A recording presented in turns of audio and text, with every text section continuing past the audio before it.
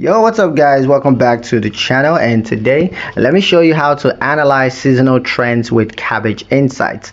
Understanding seasonal trends is crucial for managing cash flow, and Kabbage Insight can help you track these patterns. In today's video, we're going to show you how.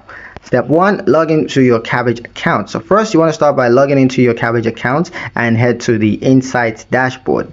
Step 2, access seasonal trends. Now within the insight sections, you want to find the option for seasonal trends or trend analysis. Now this tool is going to help you to understand how your business performs throughout different seasons. Step 3, review historical data. Now Kabbage Insights will show you historical data for your business performance during previous seasons. This will include periods of high sales or low cash flows, allowing you to predict and plan for future seasons.